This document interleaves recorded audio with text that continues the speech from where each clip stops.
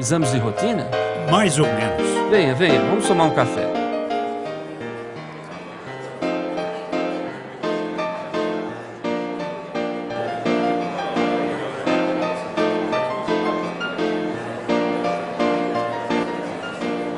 Então, Salvador, por causa daquele infarto que tive há anos, começou a insuficiência cardíaca. Olavo, eu sei muito bem o que é isso. Eu até precisei fazer um transplante. E reconheço como é importante saber lidar com insuficiência cardíaca, tomar os remédios direitinho e seguir as orientações. Meu médico explicou tudo isso.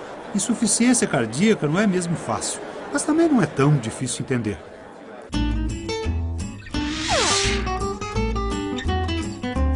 Insuficiência cardíaca significa que a força de bombeamento ou relaxamento do coração estão alterados. Por exemplo, um ataque cardíaco pode enfraquecer uma parte do coração. No intuito de compensar essa falha, as outras partes passam a se esforçar mais e com o tempo ocorre uma sobrecarga.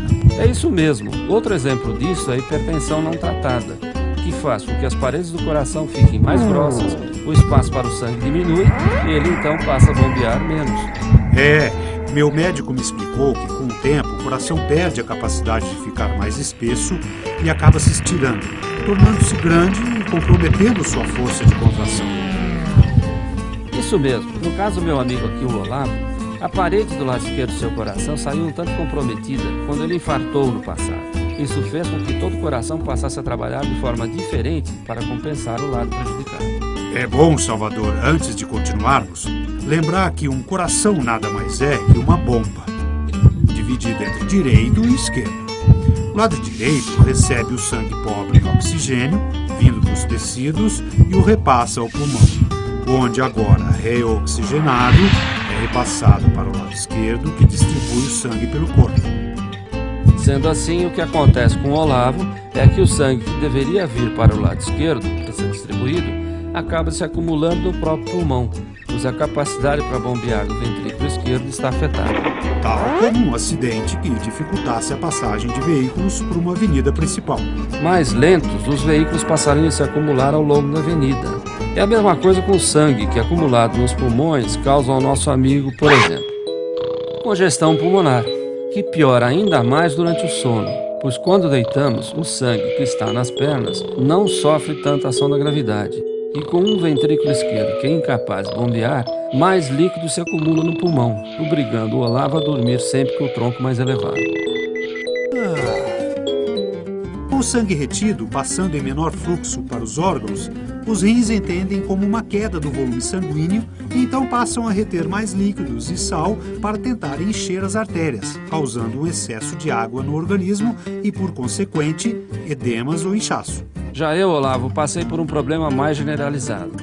Um problema em uma das válvulas do coração fez com que ele ficasse insuficiente. Ambos os lados do meu coração estavam comprometidos. Assim, além da falta de ar, passei a ter inchaços ainda maiores. Com a dificuldade do ventrículo direito em repassar sangue para os pulmões, o sangue acaba ficando represado nos membros inferiores, deixando as minhas pernas bem inchadas. Ufa!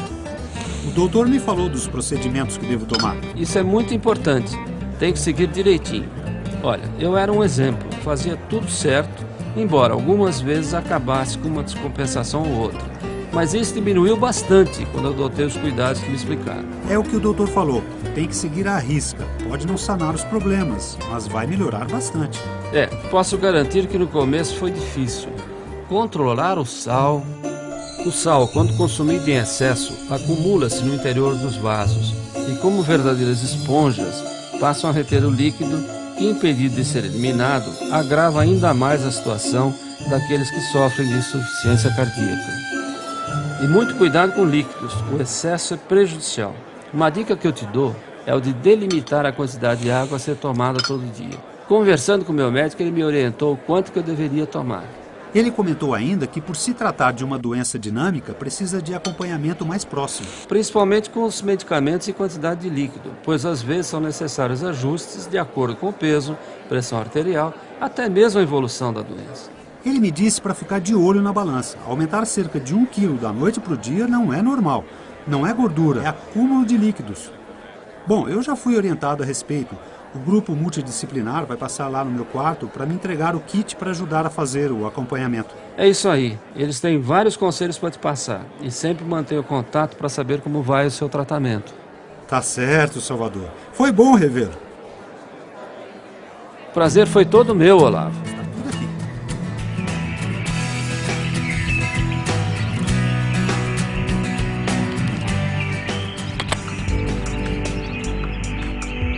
Olá, meu nome é Salvador, tenho 63 anos e temos algo em comum, a insuficiência cardíaca.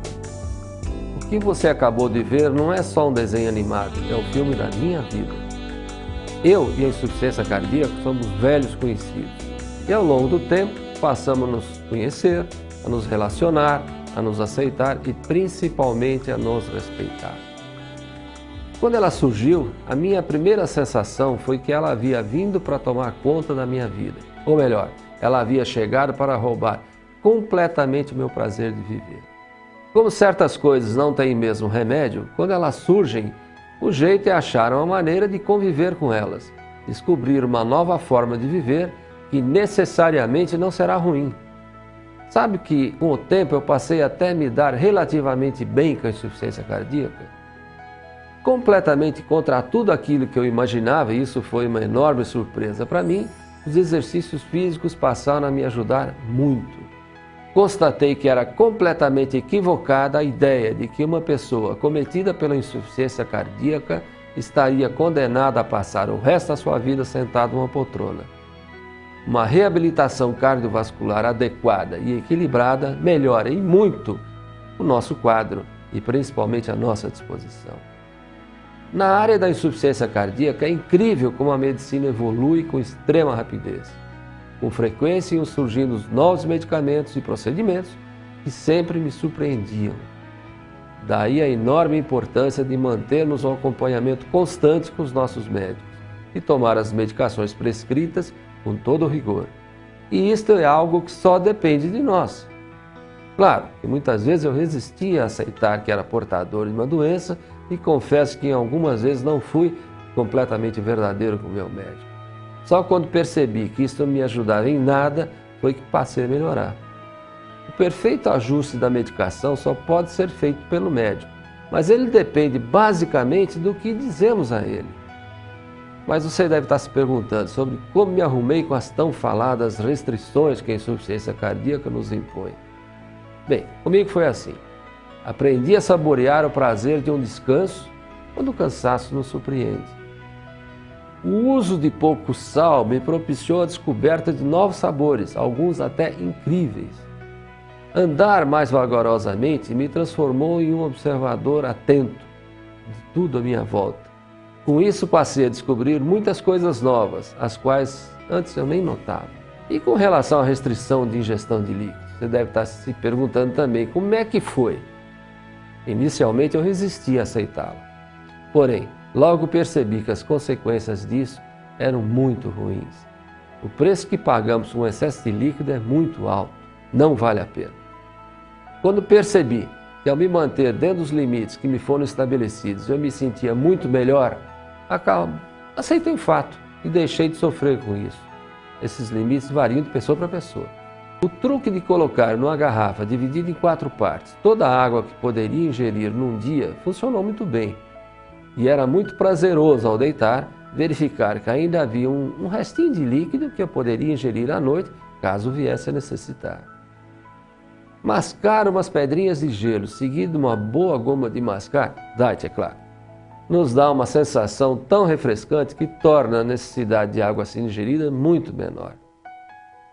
Chupar uma laranja, uma mexerica, já que elas são líquido também, passou a ser um ritual para mim. Cada gomo passou a ser aquele gomo e não apenas mais um. Todos esses conselhos associados à medicação correta, na maioria dos casos funcionam bem e reduzem muito os sintomas. Mas em alguns casos, além da medicação, torna-se necessário outros tipos de procedimento, inclusive o transplante de coração, que foi o que acabou acontecendo comigo.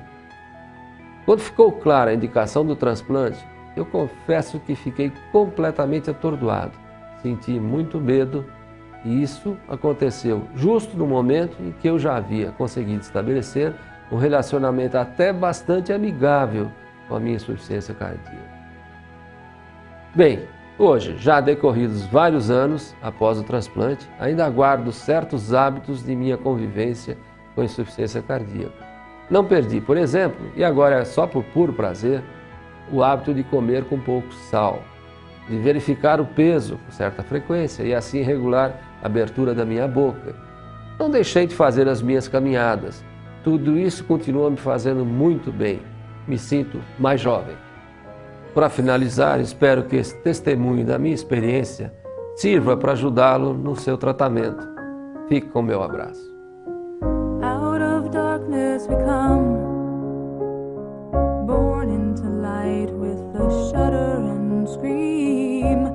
Through these fields that we run, we are chasing the future, we are chasing the dream. I am small in a world full of giants, holding this globe in my delicate hands. I'll be all that you hope for, I need help to find it. Tomorrow's upon us, will you help me get there?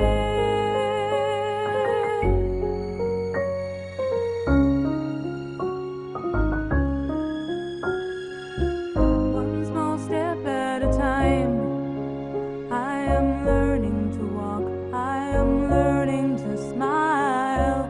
Put your hand next to mine. If we trust in a safe place, that's where